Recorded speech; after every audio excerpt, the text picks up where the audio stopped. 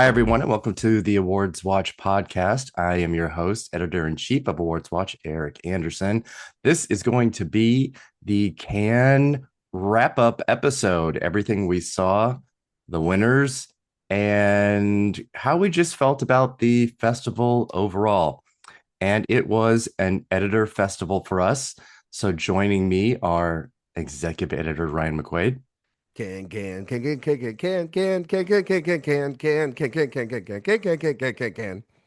Obviously, there have been detrimental effects that are still very, very present. Trade is really rough right now between the U.S. and France because of me going there. So I couldn't agree more. And associate editor Sophia Ciminello. Hi, guys. I am happy that the jet lag hasn't worn off yet, apparently. It doesn't, I don't think it's going to. I think we're all still on our planes at some point. Shout out to Delta, by the way, for having the taste of things on their flight. And I watched the first 40 minutes to help me like ease on the plane. So nothing better than watching our can jury president cook some of the most delicious food you'll ever see. So yeah.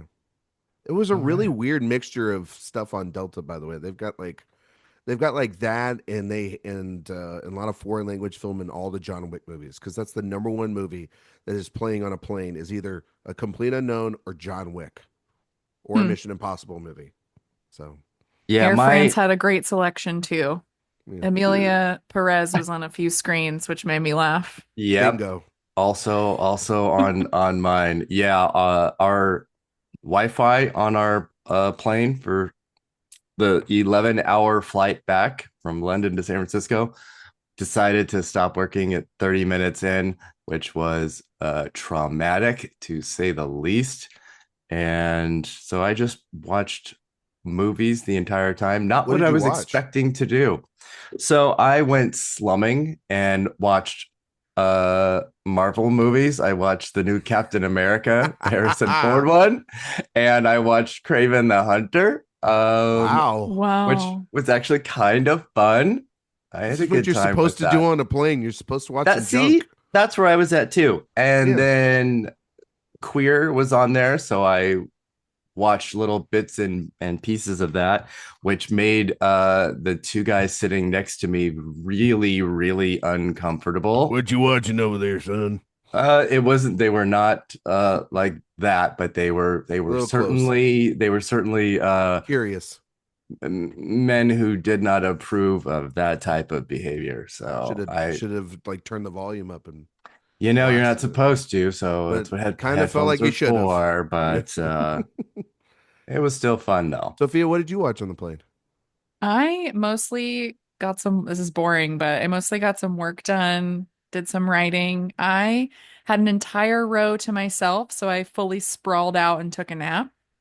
It was very lucky. I was very happy with that situation, which is rare, especially for an 8.5-hour flight. I watched bits and pieces of the latter two John Wick films because on my first flight, the guy in front of me was watching the first two John Wicks, and his wife was watching I'm Still Here, which was like, I told Sophia that was like her parents, like literally. Yeah. I watched bits of Casino Royale and then tasted things. V for Vendetta, weirdly enough. I was like, I'll just pop this thing on, see if it's still any good. And then because we talked about it at Cannes briefly, me and Sophia talked about it. I watched Burnt. Oh my God. Yeah, with Bradley Cooper. Oh, so I had really, like a good. That's a bad movie. It's a bad movie. I had some really like eclectic watching. Well, for listeners, if you're wondering why we were talking about Burnt, it was because I was listing all of the movies that I've forced myself to watch as a Bradley Cooper super fan, including Burnt, Case 39 with Renee Zellweger, lots of random things. So I'm glad you got to watch that again. I have not seen that in years. It's something.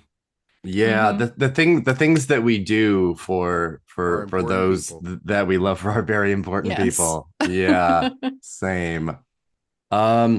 So before we go into the individual films and the winners, I want to kind of ask each of you, because Ryan, this was your first time. Sophia, this was your second time.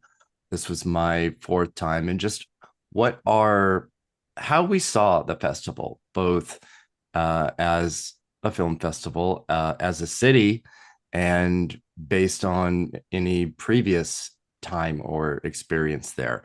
Ryan, as a virgin, you have a unique perspective. So I just want to hear what you thought about the festival and the city itself. Gotta say, first time ever overseas. So that was really cool too. Mhm. Um, Double gotta say, version. yeah, double, yeah, for sure. And the 9 hour plane rides, not a fan. I literally, as I tell Sophia all the time, I don't know how she does it, because it's a lot. But it's much better coming home. So like, but getting there, the adjustment is wild. But I thought I mean, at least where we were staying at, we weren't too far of a walk from everything. Everything was pretty accessible. I think the number one thing about Cannes, and this is not a secret to anyone that goes to this festival, is there's one word that dominates the majority of your time, and it is a word that dominated the entire 2 week process for us, and that is tickets. Because as our great friend Christina Yerling Biro would say to us every morning at 6:55, tickets. She'd say it at 11:30 at night before we go to bed. Tickets. It is a stressful, very, very stressful. But like once you get the go of it and you figure out a system that works best for you, and I think we kind of all figured that out by the end of the festival. We didn't miss anything that we really wanted to see. And that's sort of the great thing about the festival is like you can get tickets and people will throw them back to you, and so it's minor stress at the beginning, but then it kind of it's very easy after that.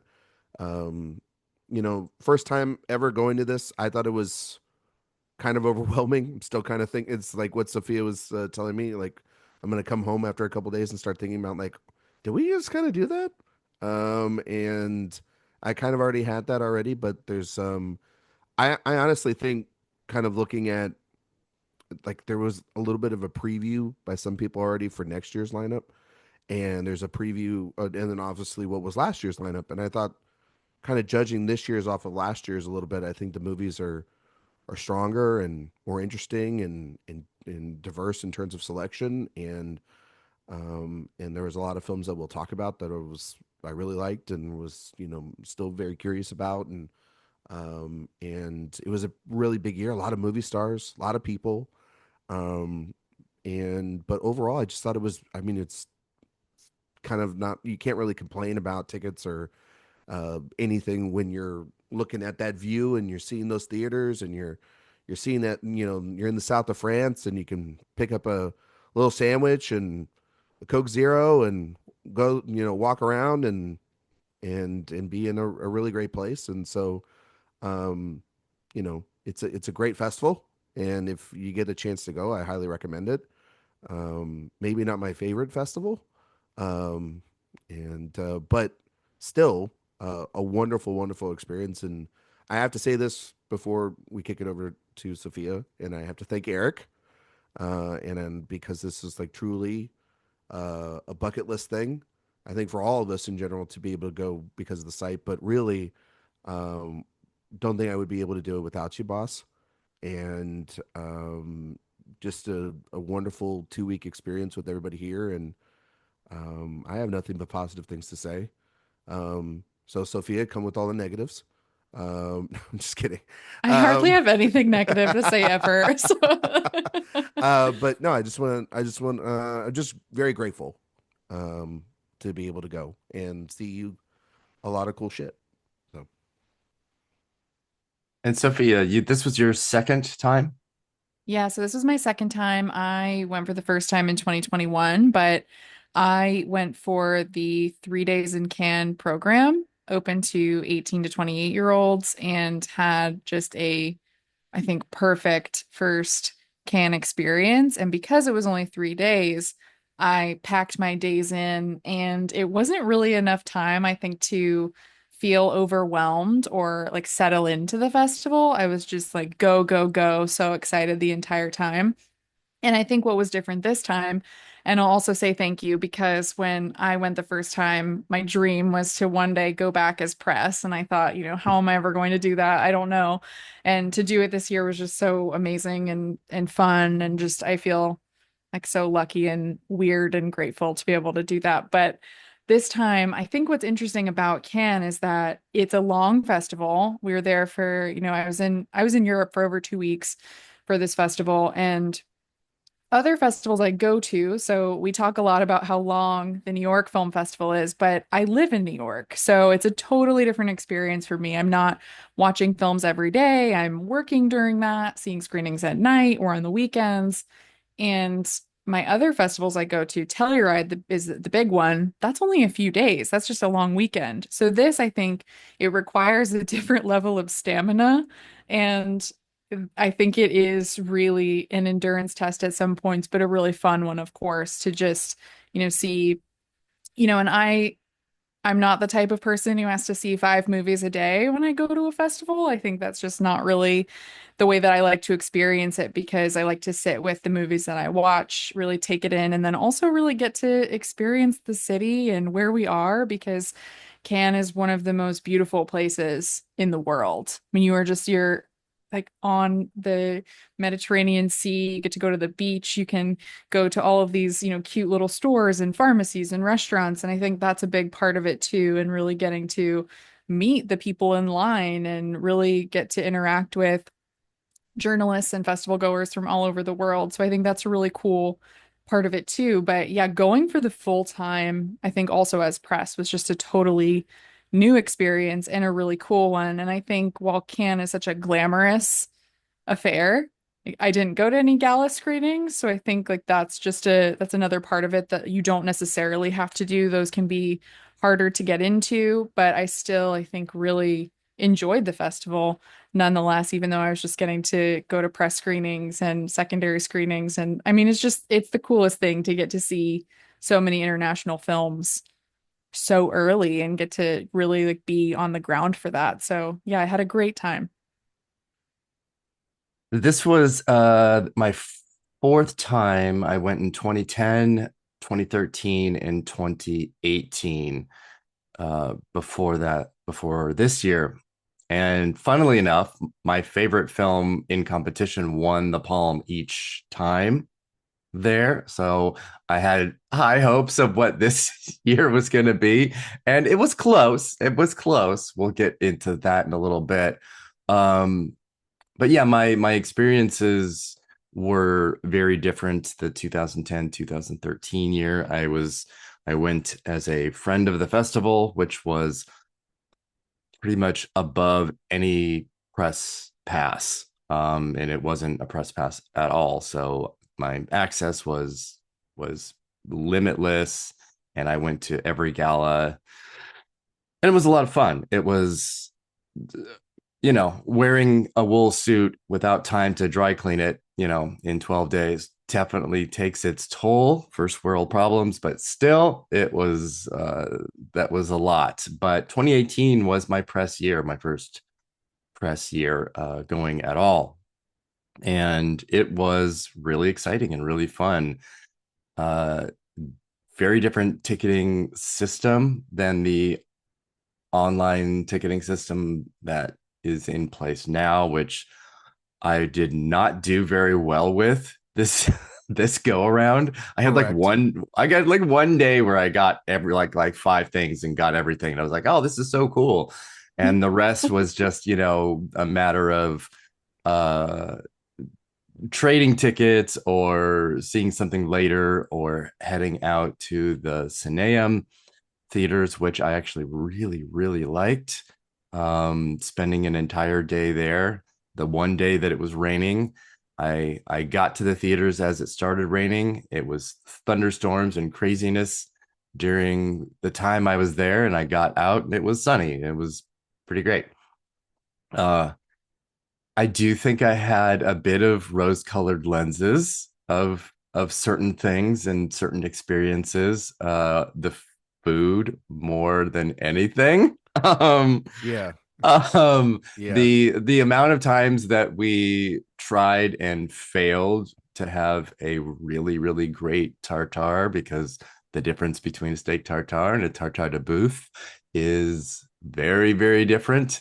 And, we kind of gave up after that third try of basically just trying to pound down some ground beef, which really felt more like it was a little dog foody and a little disappointing. So, sorry, France. You But you know you what? you I gotta didn't you say, didn't do it for me this time. but I gotta say this, Eric. You didn't lie about and Sophia didn't lie about the sandwich carts.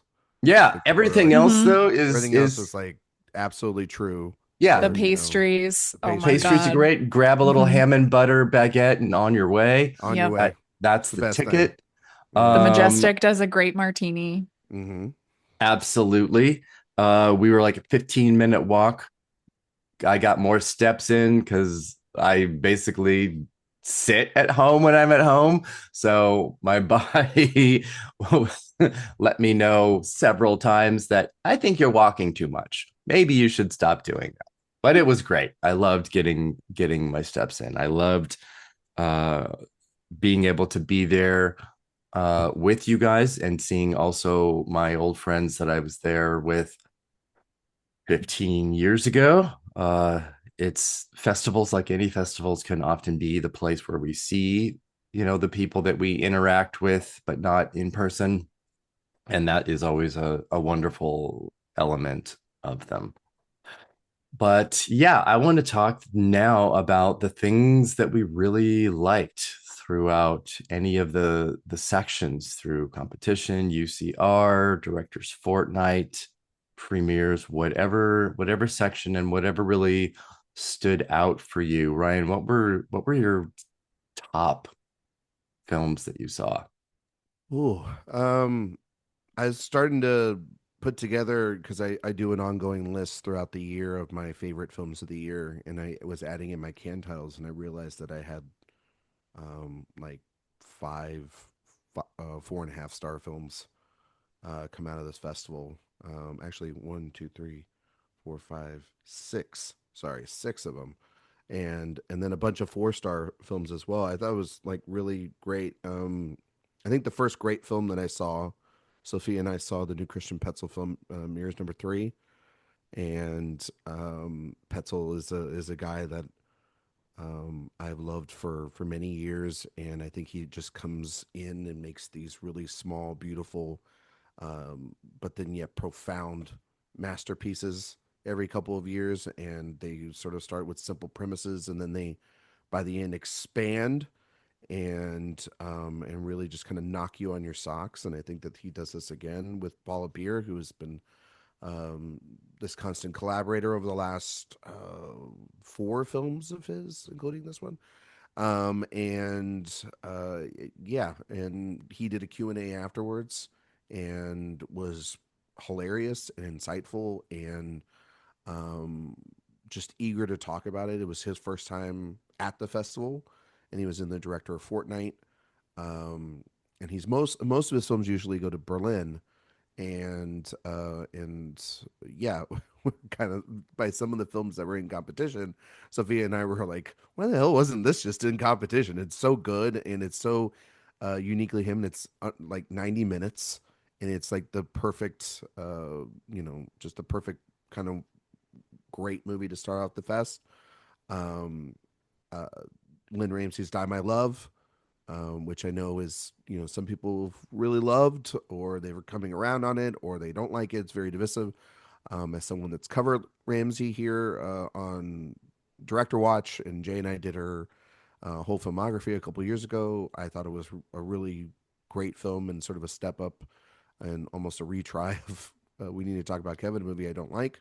I think Jennifer Lawrence, Robert Pattinson, Sissy Spacek, Nick Nolte, the whole cast is extraordinary. Not looking forward to her next project that was announced today. But but nonetheless, very, very good movie. Um, Sound of Falling, a really phenomenal film that Sophia did a review up on the website for. I'll let her go into more detail about that here in a couple minutes because I know that's a high one for her. A Secret Agent, um, which spoiler won a couple of prizes. I was really knocked off my socks about with that film. That movie, I'm on the highest tier amongst it. I thought it was really timely and personal and stylish. And Wagner Moore's performance is maybe the one of the best. It's definitely high up there um, of the festival for me. And then, yeah, we got to see A Simple Accident, which was great. And Panahi's um, that movie is funny and it's also dark and it runs the gamut of emotions and it has the ending of the year. And I could understand why a jury would go hard for a movie like that. It leaves you kind of stone cold in your tracks in your seat. And then Kelly Reichardt ended the festival for us with the best way you could possibly end a festival, which is Josh O'Connor and this jazzy score and Alana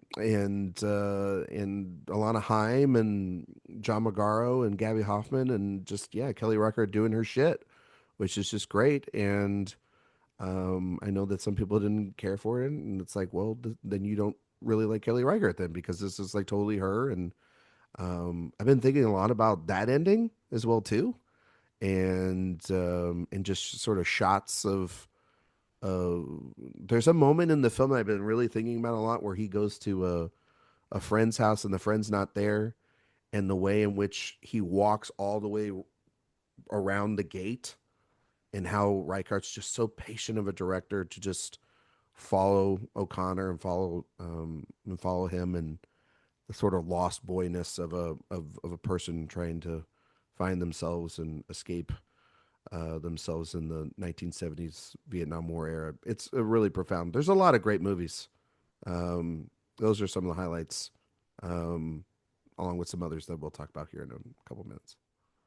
And Tafia, what were some of your highlights from any of the sections?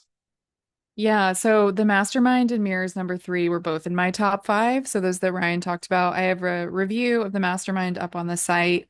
The final shot is really staying with me. I think it's one of the best things Kelly Reichardt has maybe ever done, and I'm a huge fan of her filmography.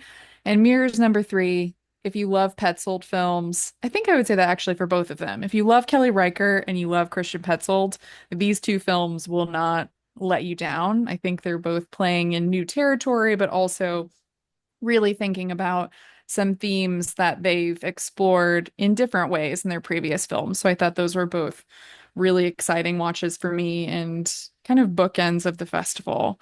And I think a cool thing really was that so of the top three prizes, and we'll talk about those, but the Palme d'Or, the Grand Prix, and the jury prize, my top three films of the festival were recognized there, which is kind of crazy, or my top three competition films, I think.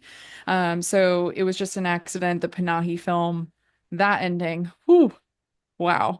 I think Yeah. that is just and in a festival, I think where there there were a lot of political conversations going on, whether it was about Palestine or Trump and, resistance activity. I think this makes, it really hit me in that way with where we are politically, really anywhere in the world. And to just see that come from Panahi, I thought was very, very cool.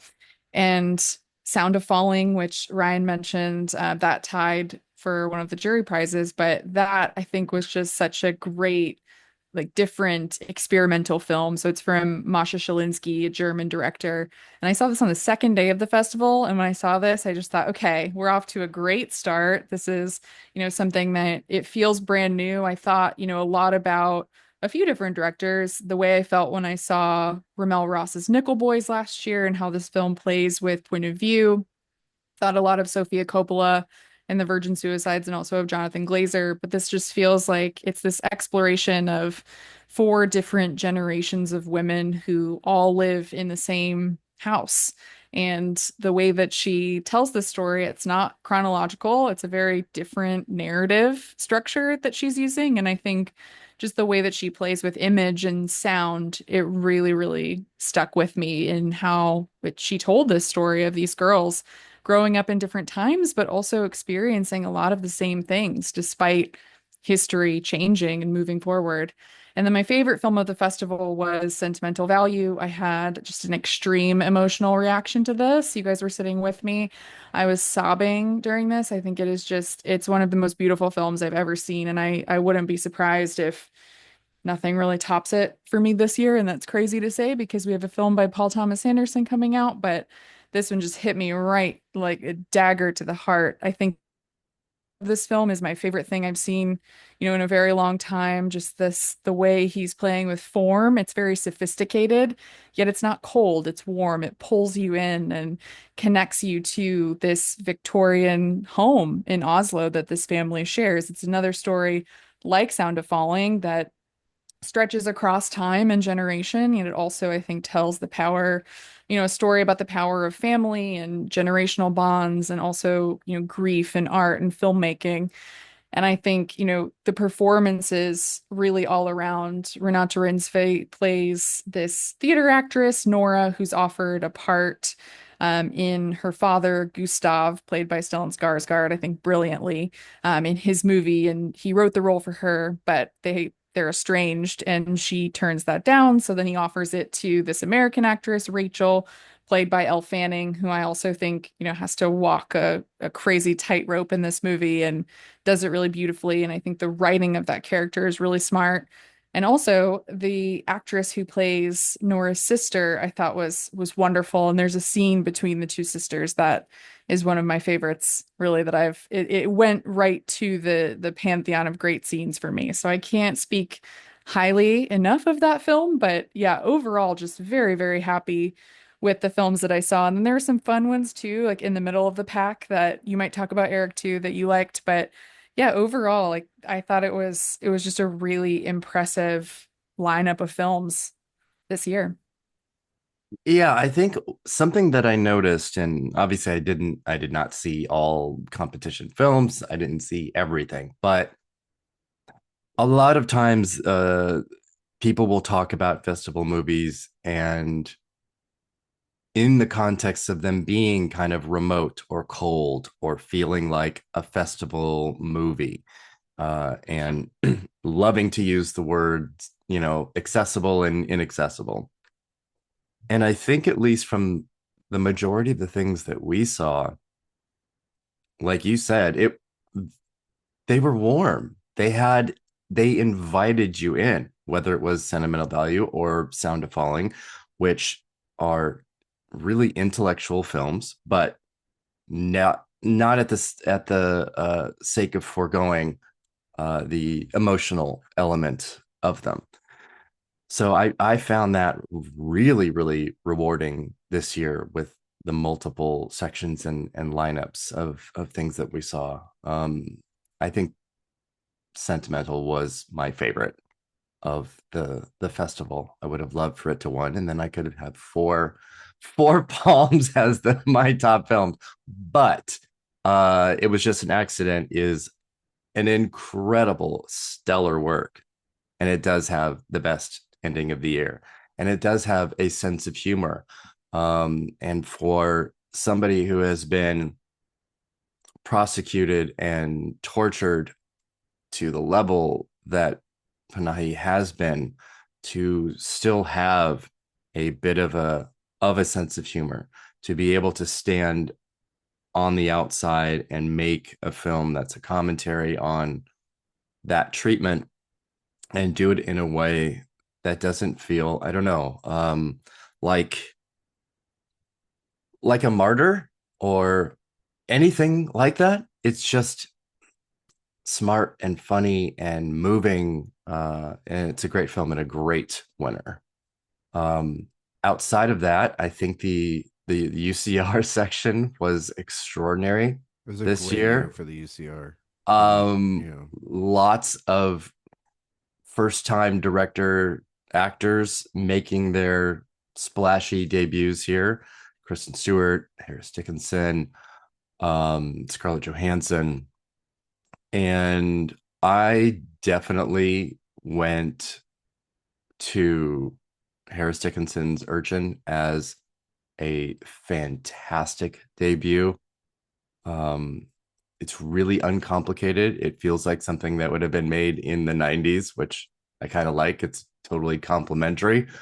Um, Frank Delane as a homeless man who just keeps making the wrong choices, and even when people are giving him chances, because that is the nature of addiction. That is the nature of making choices that you feel like you have to make because you don't deserve better. um Delane's performance is absolutely incredible for me. I think it is my favorite of the festival. It's doing like what David Thewlis did in Naked and Gary Oldman in pretty much anything in the 80s. I vibed really, really hard with that. Harry Lighton's Pillion, the gay Dom sub love story comedy drama. Uh, I'm still stunned at its openness and um, both intensity and lack of uh, over explaining for the viewer.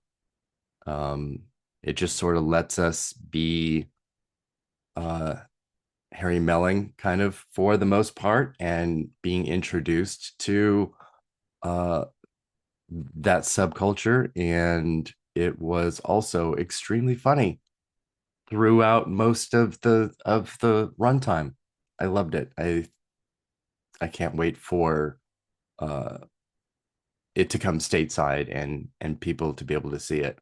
So I think even some of the more prurient type of younger people that we have that watch movies now will will still have a really good time with it. I don't know how you couldn't. How could you not have a good time with Alexander Skarsgård doing very horny things? Just run with it. Let it go. And he was Um, there in his leather pants. It was great. exactly. And Or he's great. boxers or just whatever. He's great in the film. I think the film though is all on the shoulders of Harry Melling, who I think is phenomenal in the film. And Mm-hmm.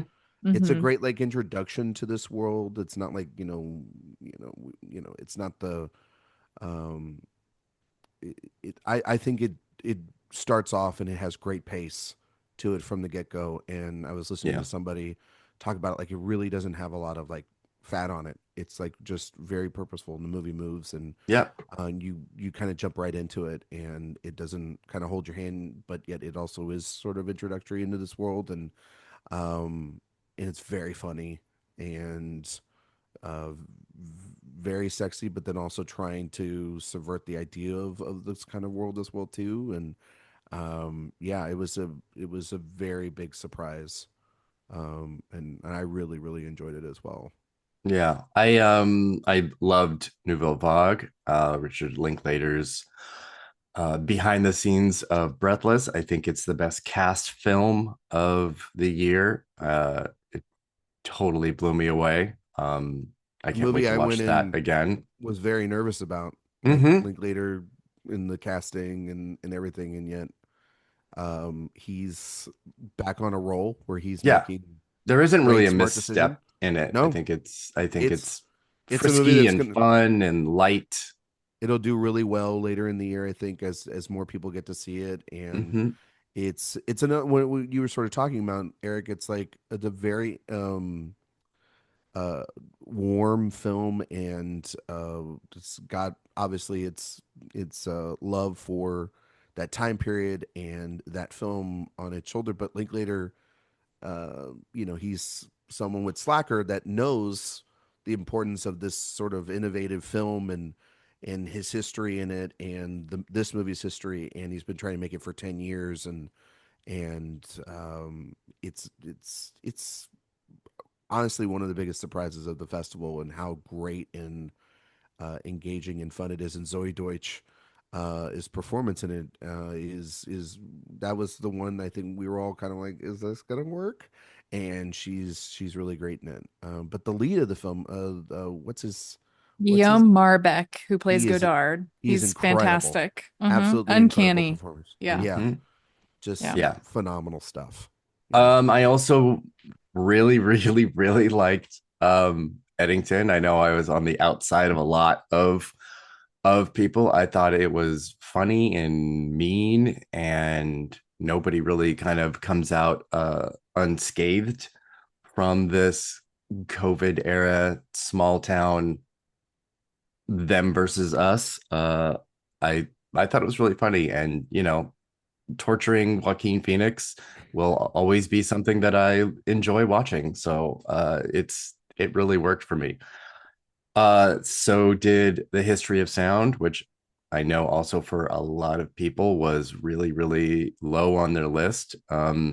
Whether it was high expectations that weren't met, or that it was too timid in its presentation of the relationship between Paul Mescal and Josh O'Connor, both of whom have done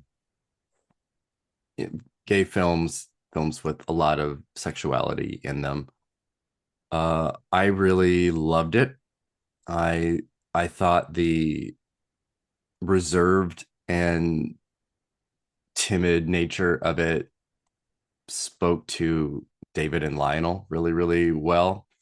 Um, and it's a really gorgeous looking movie too. I thought it was beautiful, Yeah, I and love it. I really, really, I love that really enjoyed it. its pace.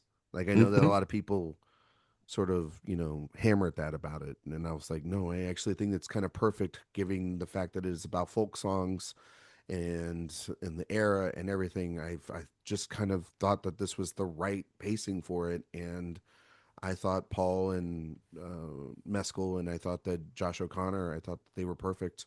And really, this is on the shoulders of Paul Mescal, and I feel like there's this weird. We talked about this, um, just the three of us at the fest. There's like this weird sort of turning on Paul Mescal, and maybe it's because of the Gladiator stuff. Maybe it's because he's online. I don't know.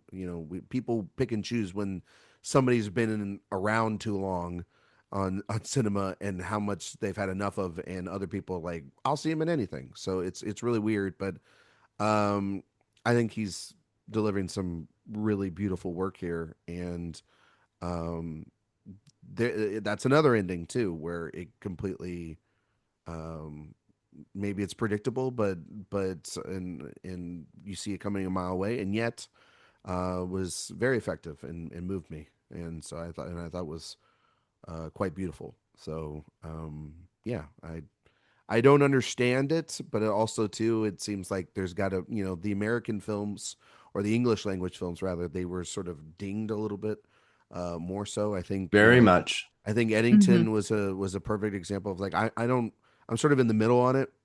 I know Sophia, you weren't I the do not biggest. care for it, I know but you that's don't care okay. for it. And Eric, I know you loved it, and I'm sort of like in the middle.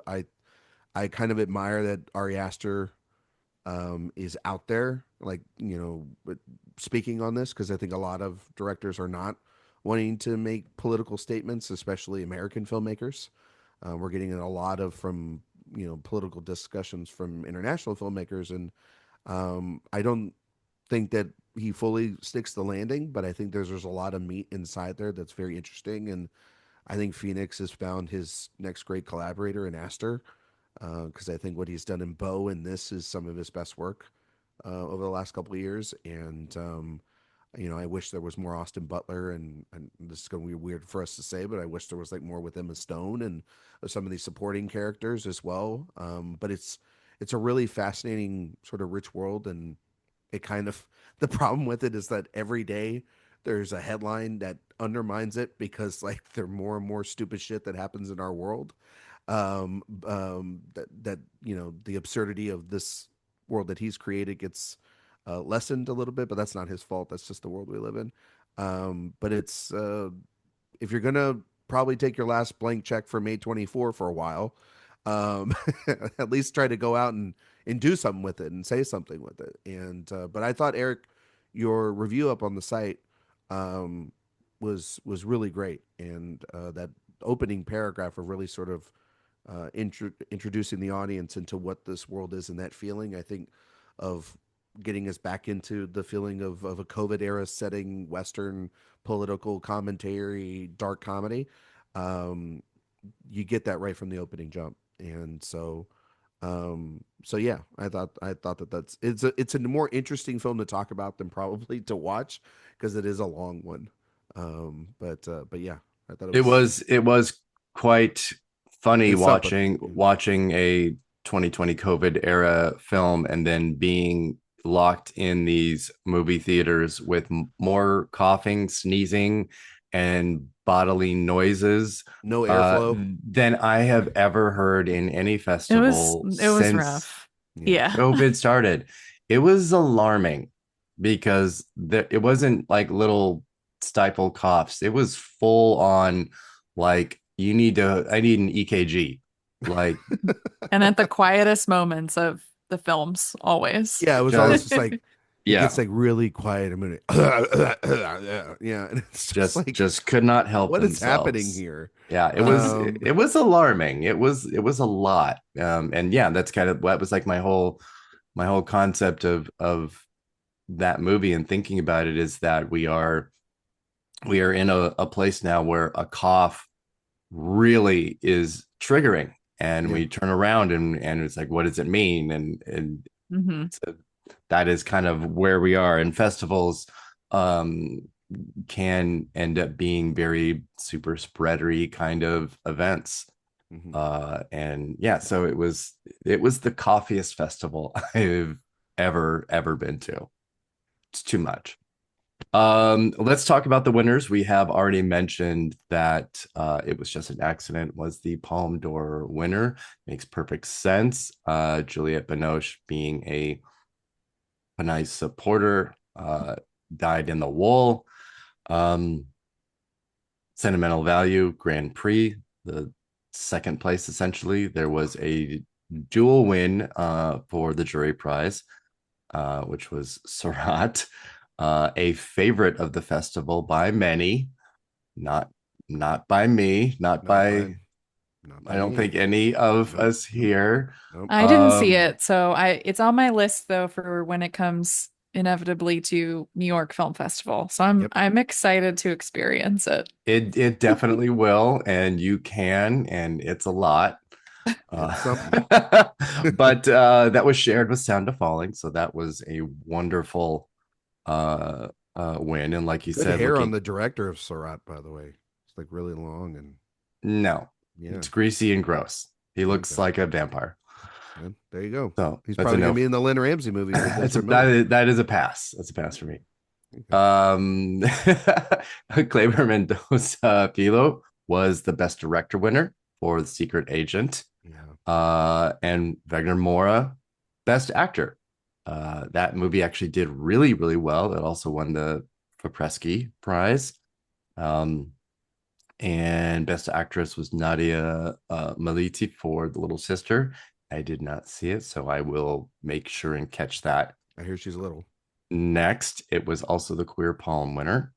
Mhm. And of course, by virtue of existing, the Dardennes did win a prize. They won Best Screenplay for Young Mothers. And we also got a special award like last year uh, when Seed of the Sacred Fig was given a special jury prize. This year, it was done again. So I don't know if that's going to be a regular thing now, but maybe it is. And By Gan's Resurrection was given that honor. And how do we feel about these wins? And we haven't really given the proper context of the neon of it all, but this might be exactly the right time to do that because one, two, three, four of those five of those wins are for neon films because they came in with Alpha and Sentimental Value. Alpha obviously did not do anything because it was a disastrous because it movie that sucks. everybody hated. Yeah. But Sentimental Value was able to pull off that Grand Prix win. And then during the last week of the festival, Neon went absolutely hog wild and bought half of the competition titles that were available. So they bought Secret Agent. They bought It Was Just an Accident. They really went to town. They bought Surratt. And yeah. So let's talk a little bit about what you guys think of the winners and then the neon of it all. Sophia, what are your thoughts on these winners? Well, I mean, like I said, the three of my favorite films being in the top three categories was really exciting.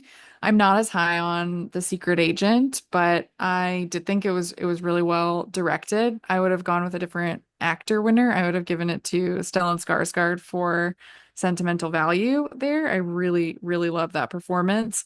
I am really eager, I think, to see Resurrection though when the timing works out.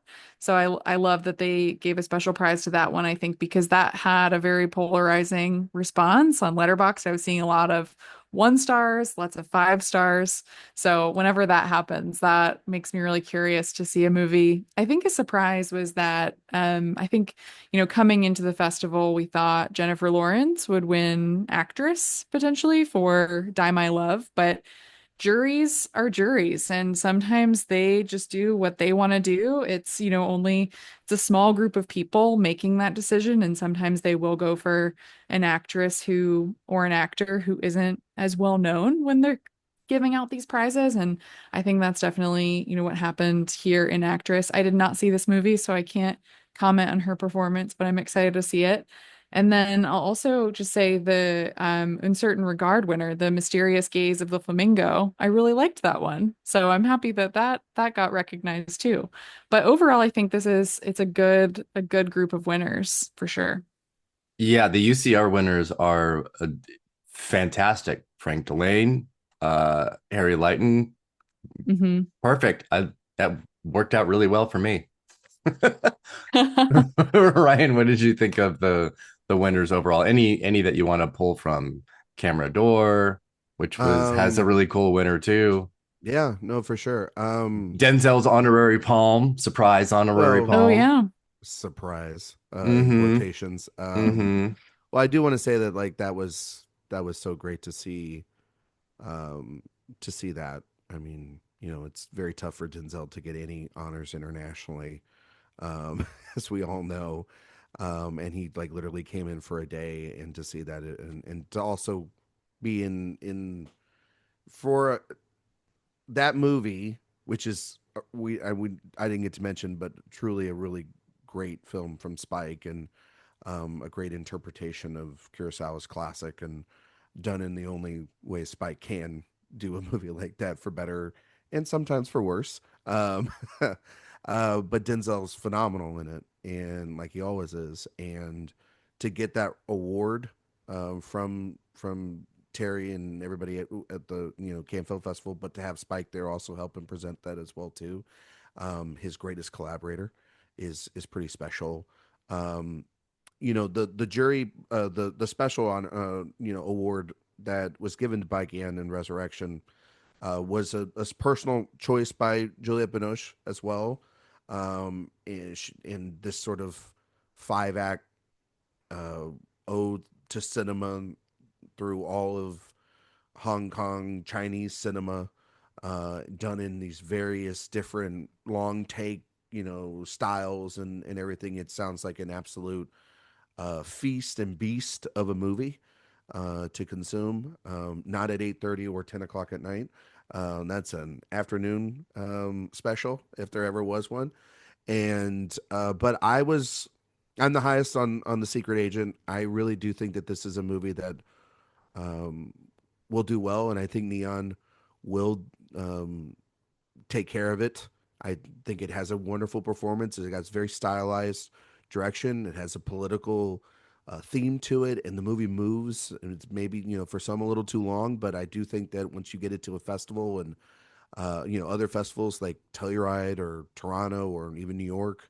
And I think people are going to watch it and they're going to discover it. And, Wagnamora is phenomenal in it. And I think that Sentimental Value winning one of the top three prizes made total sense. There was sort of this feeling that we all thought it was going to win because of this 19-minute standing ovation, which is sort of an insane thing to hear about, even at this festival standards. Um, but there's no denying that Panahi and his win here, it's earned. I saw some people online trying to tear it down the minute it happened because clearly, they had other films like Sentimental Value and Surat and Secret Agent and all these other films that were in competition that they wanted to win. And and then this happened and they were like, "Oh, well, it's only because, Binoche is a defender of Panahi." It's a wonderful film. There's no denying that. It also is very, personal. And if you know that his story, if you know what he's gone through, it's not a consolation prize. It's to watch this movie unfold, and the empathy that he has in the film is the thing that I think you were trying to talk about earlier, Eric. It's like there's layers to this thing. It might be the best thing he's ever made, and making it through really painful circumstances, internally and externally. And the idea of weirdly forgiveness being at the core of it, and should you forgive when you've gone through something? That's as interesting of an idea as anything that's been in any one of these films. And so it is beyond deserving of this award. And it will be, and now, yes, you know, like Neon guzzling up every single one of these things. It was ridiculous. Every press release, the three of us were looking at each other like, what the fuck is going on? It wasn't even just them.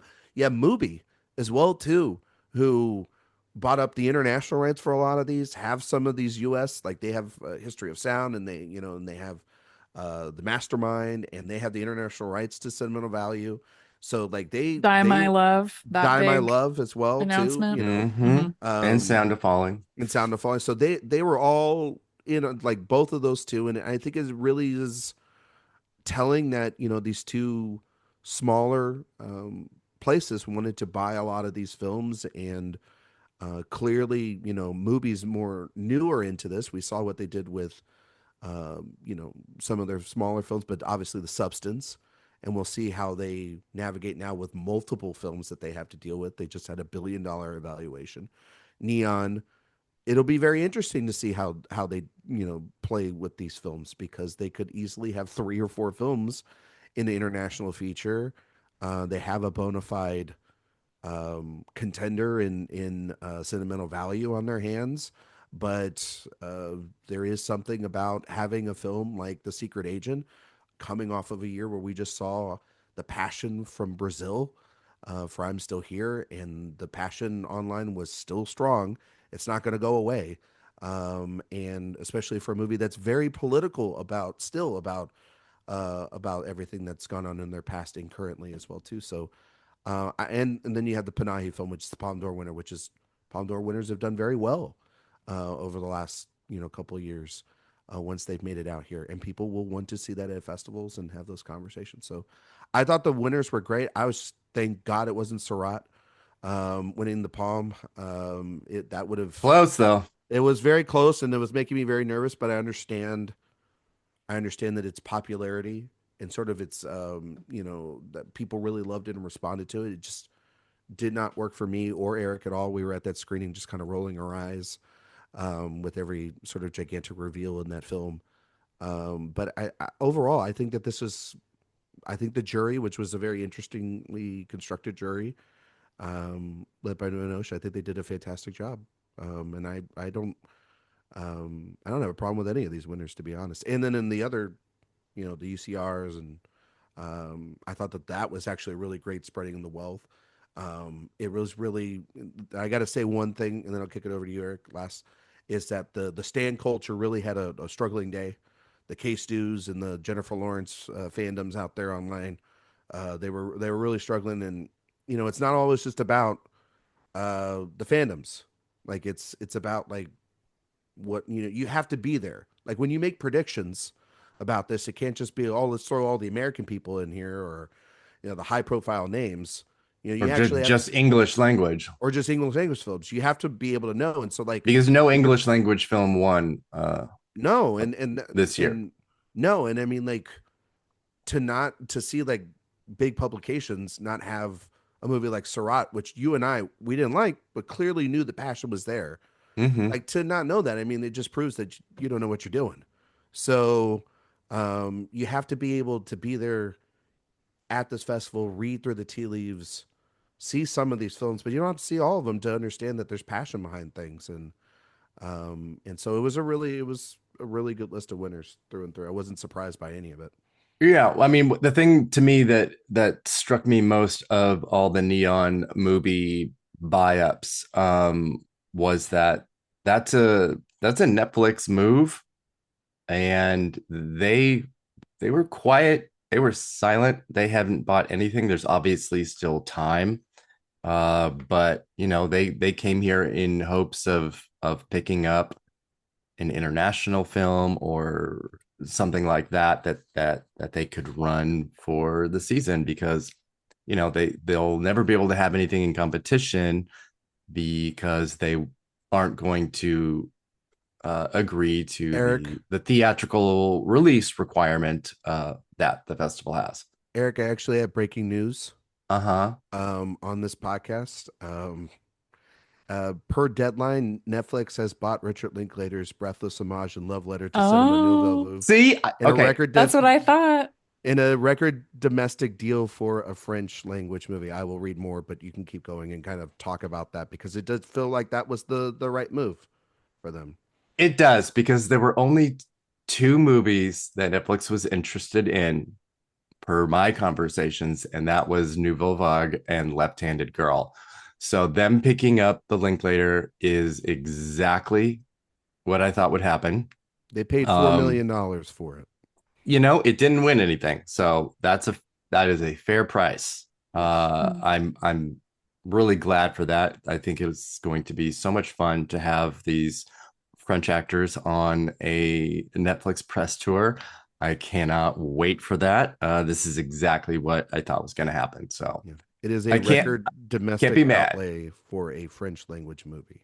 I think it's fantastic. But And yeah, it to that point, Netflix always has to buy things after the fact because of the rules. theatrical requirement. Mhm. And here we are. Well, I'm and they very, also very glad for that. they have had a relationship with Linklater the last two films is Hmm. Apollo 10 and a half, I believe is what it was called. And then Mm-hmm. obviously Hitman last year. He has another film, Blue Moon, that is with Sony Pictures Classic, Yeah, that premiered at Berlin. And we expect to see that in the festival runs. Heard great, reviews absolutely. for that for Ethan Hawke and Andrew Scott and Margaret Qualley. So I can definitely see a world now where we will see double Linklater at a film festival in August, September, maybe with Hmm. a special thing to put around that director's neck. So we shall see. We'll talk about that here in a minute. Yeah, all right. Well, let's do a relatively short look at what we think the Oscar chances of these titles are. And that includes, UCR and Directors Fortnight, Critics Week, any of that. Obviously, I think Sentimental Value is the number one possibility, even with a second place win. I think that will be Neon's number one priority. It's going to be really tough for them because they do have so many that they might run into the issue that, like Netflix or A24 runs into, where they have so many contenders that they are going to have to really make some Sophie's choices about how they want to run these campaigns. They've got a Best Actress and Supporting Actor campaign for Sentimental. Secret Agent is a Best Actor campaign. Those are really kind of can fall into place. I don't think that we're going to get any acting notices for It Was Just an Accident or Surat. So, and I think they understand that. I think they're looking for some dominance in the international feature film race. They could absolutely have like 4 titles there. It would be crazy, but they could definitely do it. Um, and really, those are the top for me contenders to be able to transfer to an Oscar campaign. Not really looking for the Dardennes to make some huge breakthrough with this, um, and or Resurrection, and even for non-prize winners, History of Sound and The Mastermind, I think will have a pretty difficult time Oscar wise, but I think we'll find a lot of love and attention in other uh, groups. I do think the history of sound could play, and I do not mean this as a joke. I mean this totally seriously. Will play very well with the AARP movies for grown-ups crowd. Yes. It has that there's a like BBC Downton Abbey like quality to a Mm-hmm. section of it, and I think that will work with a certain subset of voters. But yeah, I think my biggest thing really with Neon is just, what will they prioritize and push?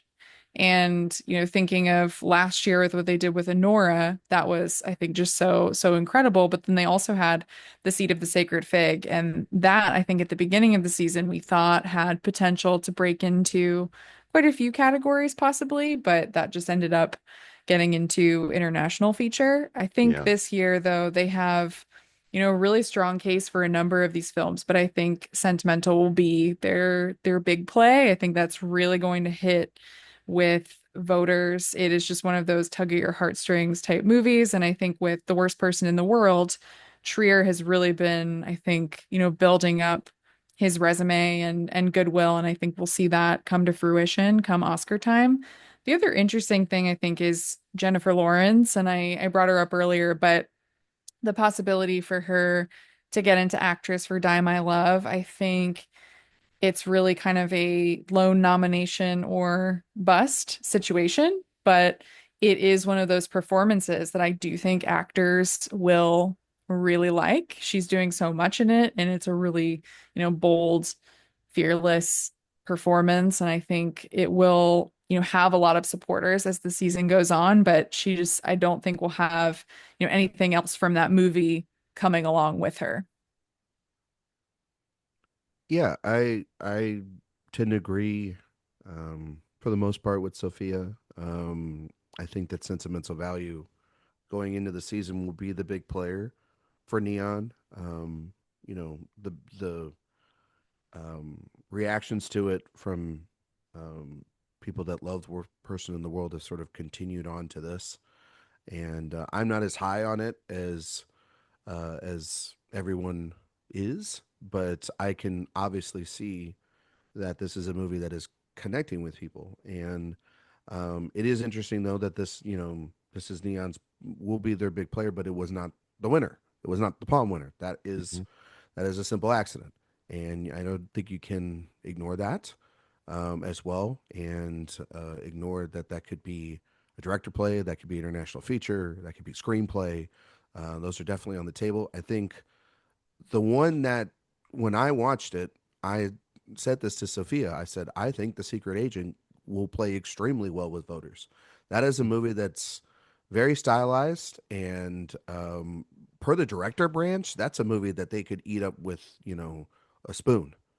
And it's got very flashy editing and cinematography and a central performance, and that's wonderful. And that could be a 5, 6, 7 nomination haul if people watch it and people get to it, and I think that they will.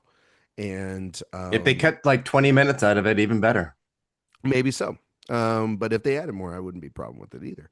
I really like it, and so I think that they're in a really good spot with those 2 films, and even with Panahi as well too. I think that they have 3 films there that that will do really well with the international voters. Sentimental Value, though, you're right, Sophia. That is more of the emotional um, film as well. But per like even like something with Honora last year, like a Sentimental Value, Secret Agent, and A Simple Accident, they all hit you in the mouth by the end, and you're walking out of those theaters remembering those movies and those endings and those performances. So they will have to. It goes to what you said, Eric. It's like they're in a really great situation where they have a lot of great stuff, but they're gonna have to navigate this the right way because you could see a potential where it's an A24 where you've got this great stuff, and we've seen it many times where people have got 3 or 4 films they can't figure out which one voters love, and then they Mm-hmm. fumble it. Clearly, last year they had one, and it was one the whole time because it was the winner, and Sean Baker, and he sort of built up this momentum over multiple films, and it they kind of rode a perfect wave from that win. And I do agree with Sophia. I think like Jennifer Lawrence is a actor or bust. That movie though could do really well at like Indie Spirits, like mostly like kind of sort of like what Lynn Ramsey's last film You Were Never Really Here did as well too.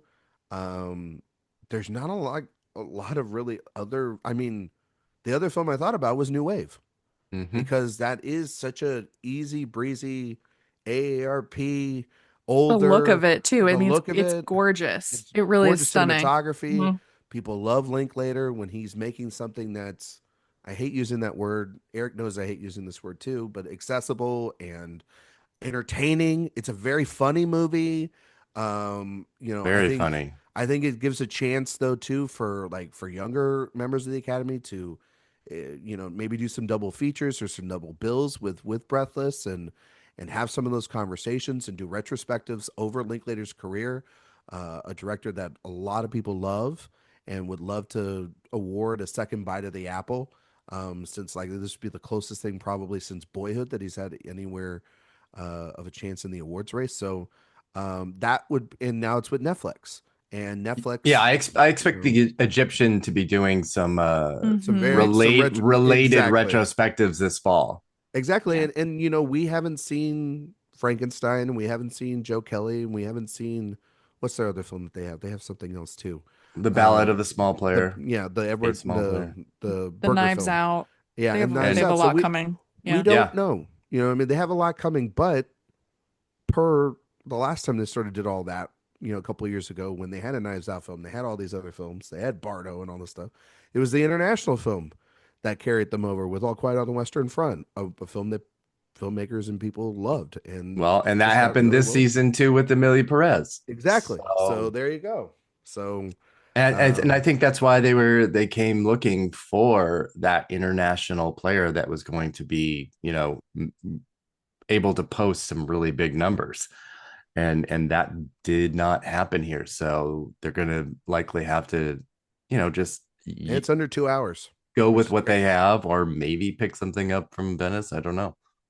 Yeah. But speaking of Venice, now that Cannes is over, uh, let's just throw out a few titles that we think might be there. Obviously, there will be Venice and Telluride crossover. As long as some of these titles are at the very, very, very, very beginning, because Telluride is only those 3 days. And I think Begonia from Yorgos Mhm. Lanthimos is 100% a Venice premiere that will pop over to Telluride as well. I think Luca Guadagnino's After the Hunt will show up there. We know that the Jim Jarmusch was rejected from Cannes, Father, Mother, Sister, Brother with Kate Blanchett. That I feel like is a lock for Venice. Well, Um, I think the uh, Couture with Angelina Jolie will likely show up there. That does not have US distribution. Maybe Netflix will go for round two with Jolie and try and get her um, a return nomination. And I do think the smashing machine will start at Venice. I think that's where it's going to kick Mm. off. Mm. And I don't see then that. there's Sophia and I don't see it. I think Telluride and TIFF feel right for that. I actually just think straight TIFF TIFF. maybe Straight just TIFF. TIFF. Yeah. it feels like that. It feels like It's it smashing would go somewhere, to though. Venice as a mistake to Yes. kick off when stateside or at least North America side would be the better place to do it.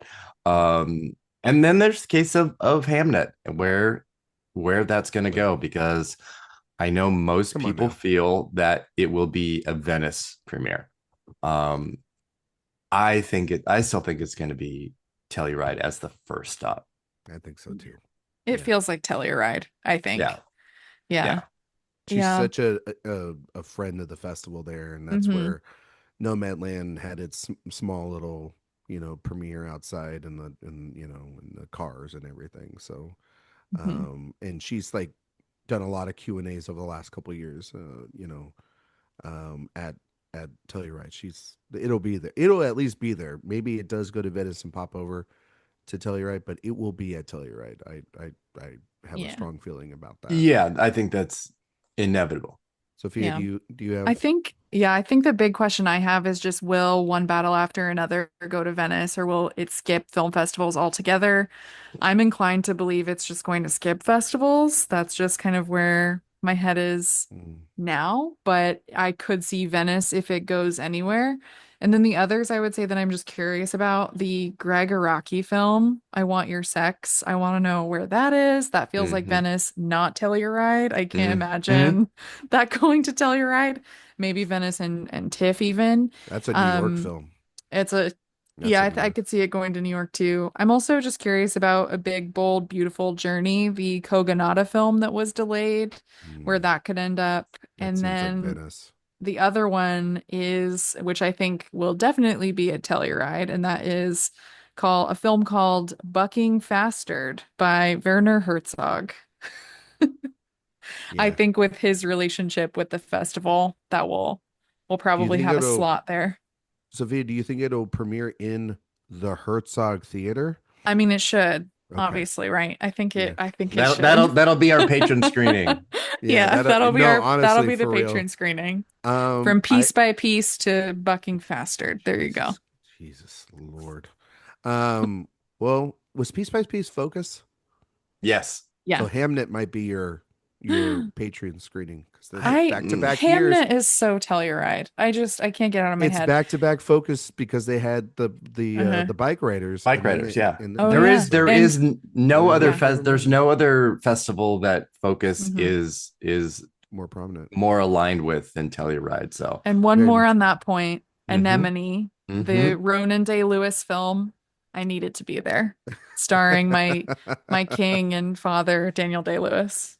We'll just have, then, you know what would blow Sophia's mind just completely wide open is if that and One Battle After Another were at Telluride and you had Paul Thomas Anderson and Daniel Day-Lewis in the same area. I can't even, like, my brain can't take that in at once. I actually do at this moment. I have a feeling that One Battle After Another will go to Venice. Warner Brothers I think so too. Has an extremely close relationship with that festival. I hope it doesn't. I hope it just go. I mean, selfishly, I would just like that to go to Telluride, but selfishly, I would also just like that to skip and go straight to the festivals. But also, I could totally see a world where it goes to Venice and then even plays like a sort of a smaller festival along the way. It's been 20 years, and does anybody know where There Will Be Blood actually premiered at? Fantastic Fest. Bingo. So there is a place that you can keep your eye on for One Battle After Another. Just saying, it's at the end of the month, as well too, and have its American premiere there as well. Sure. Park Chan-wook, I expect to go to Venice. That movie will be ready by then, and so I can expect that, Sophia, then for you over in New York later. For sure. As well. Yeah. There's also the new Lucretia Martel, Agnesia Holland, Mona Fastfold. Hmm. Yes, Uh, Family. Fastball's film will totally could be there. could Yeah. definitely be all Venice as well. Yes, and I expect all of us to be ready for uh, a little bit of Bruce Springsteen in the mountains because I expect Searchlight to bring that film to Telluride, Hmm. Yes, and of course. that feels like the right place for it. Not TIFF, not Venice. That would be, and I wouldn't expect that. That feels like a heart over a head pick for Telluride. So Yeah. um I do wonder if Venice is where Netflix will bring Frankenstein. I think that's where they'll take that. Oh. Jay Mhm. Kelly, I think will definitely be Telluride and mhm. TIFF. I'm not sure about Venice, but definitely those two. And then Ballad Ballad, I don't know. Ballad TIFF. could, yeah, I feel like he's gonna do the whole run again. He has done Berger has done the run the yeah, last two times, and but that one started at TIFF. All Quiet on the Western Front started at TIFF. Conclave started at Telluride. yep. That will Mhm. be very interesting. Yeah, I mean, I know that per last year when we were at Telluride and how much they wanted both Frankenstein films, and in their festival lineup. I don't see that happening. That would be a shock. But then, if Yeah. that is the case, then I think Guillermo del Toro would be getting a medallion at that point. But then also Noah Baumbach seems like a perfect candidate to get a medallion as well. I do think now that they have Richard Linklater's film, he is a perfect candidate to get a medallion. Oh yeah, Uh, because New Wave is 100% going Mhm. to be at Telluride and New TIFF Wave now, feels and and New Blue so York, and Telluride. it'll Hmm. be everywhere. and Blue Moon will, I think, be there from Sony Pictures Classics as Yes. well too. So you will have double Linklater there on. That's what I was alluding to earlier. So I do think that those are the big ones. And then this is way down the road, but there's that Neil Diamond movie with Hugh Jackman and Kate Hudson. That's book it now. We've all been saying it behind closed doors. That is an AFI opening night film. We've come here tonight to experience Neil Diamond at AFI. And Sweet, just sweet Caroline. Indeed. coming full circle quickly because we started off talking about Burnt and the films of Bradley Cooper. I think his film Is This Thing On, which is apparently close to being finished or finished, Mm-hmm. um, feels like it really feels like TIFF to me, but I wouldn't be surprised if that also did Telluride. TIFF opening night. Mm-hmm. It's a real. Yeah, I think more tip. I think Searchlight is gonna put their chips Essentially, into yeah. Bruce Springsteen for Telluride and New York and uh Oh, that's totally having a New York premiere. TIFF can I don't know about that. manage the other ones. I think they will roast the New York Film Festival crowd will potentially roast Is This Thing On? No, I was talking about Springsteen. Oh, Springsteen. Like Yeah, that's a that'll that's yeah, that's that'll be totally at gonna New York happen. as well. It'll be at New Yeah, York. because he's big, Jersey and Yeah. New York. Like Oh yeah, that's of his area. course. Yeah. But it's an interesting Oh, festival I know. always with what they select. Yeah, no, for sure. But I do think that yeah, I mean Bradley Cooper. That's listen. I'm not trying to say anything mean to Bradley, but it does give that next goal win vibe. Oh Sort no. of spot to it. Wow. Oh no. That's rude, especially considering Taika Waititi has a movie coming this year And that one will potentially. be at TIFF as well. Yes, it will. So Yes, it yeah, will. it gives that vibe just as like a movie that is not a priority they're dumping in, and then depending on your allegiance to the director will then vary. But also that movie just sounds like a little bit of a like, what are you doing, Bradley? It doesn't. Yeah. But we have also haven't seen anything for it, and usually by this time we've at least seen something for his movies. I mean, for God's sake, that A Star Is Born trailer played like 9 months before the movie came out, And and it we was saw, and glorious. it was glorious trailer, and we also saw all the photos of Maestro for a whole year before. So Yep. it's really Hmm. interesting that they've Searchlight's got a lot this year, um, and I am very curious about Begonia because this is not your typical. This is a fall release for Yorgos Lanthimos, but it's not your typical Tony McNamara, Poor Hmm. Things, Lobster sort of film. So I'll be. I'm more just curious about that once again for my guy Jesse Plemons more than anything else out of the movie. But Maybe We'll I'll just skip see. it. Wait for the screener. Who knows? Wow. And on that note, we will close for today. Ryan, where can people find you and your work? Well, you can find all my work back into the front into the back over at AwardsWatch. You'll get that reference once you all see Highest to Lowest later this year. And where I've got reviews for Highest to Lowest for The Phoenician Scheme, the latest film from Wes Anderson, which is coming out. I was high on it more than everybody else here. I really, really like the film.